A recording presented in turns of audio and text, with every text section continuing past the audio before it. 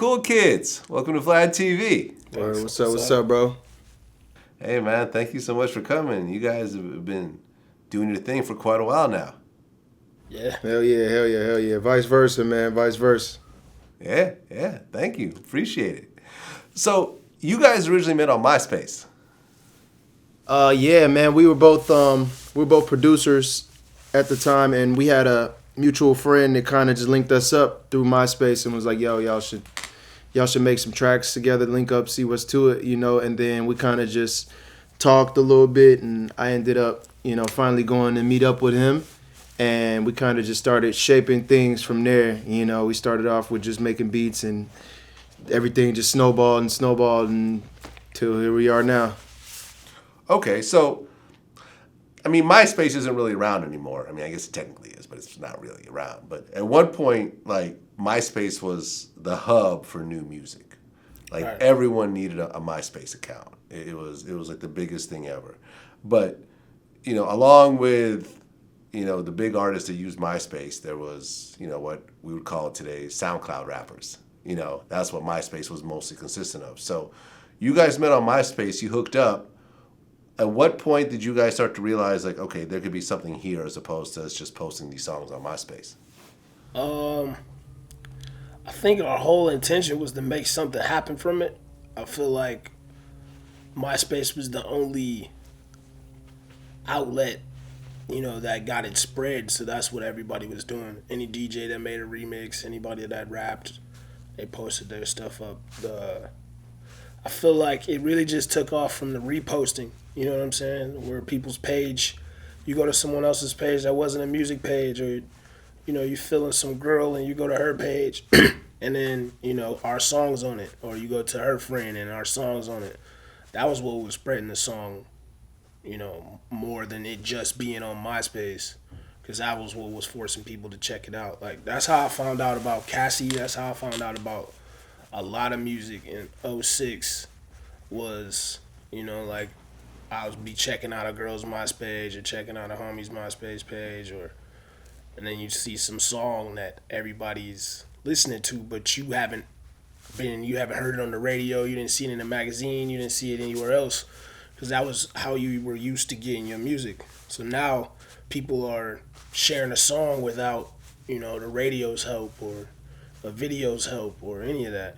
So once we saw that, it was just like, oh, this makes more sense.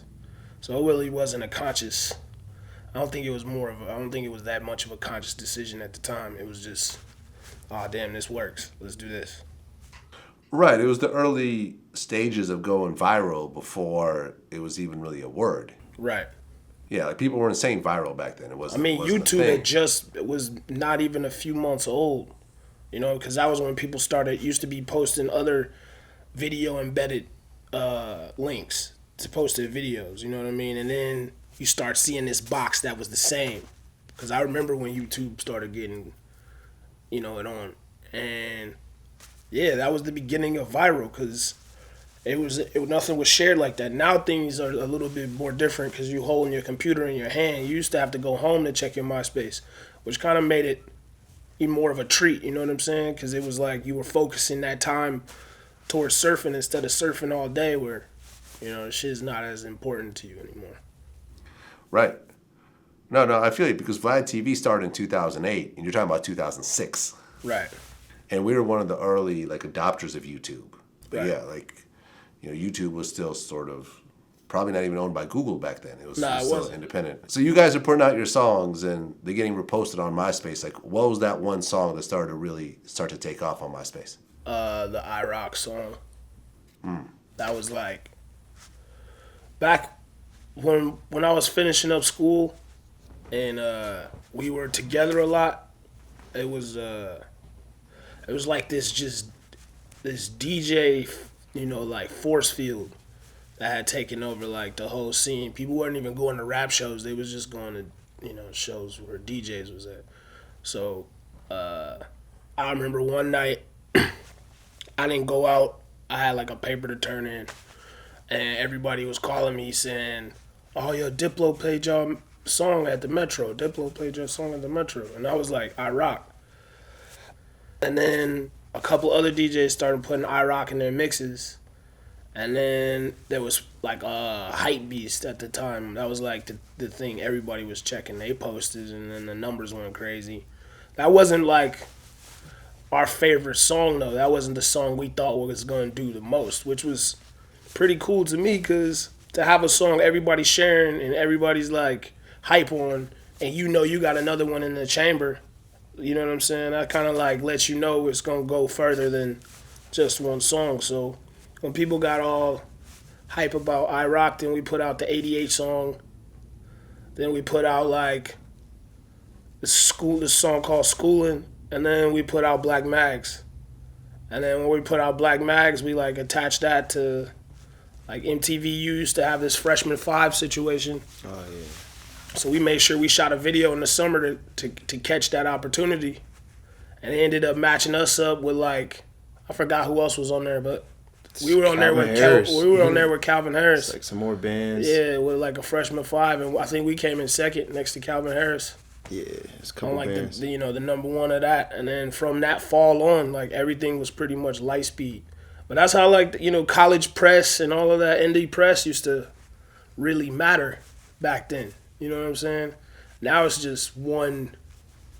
It's just one. Everything's just one. Comes from one source.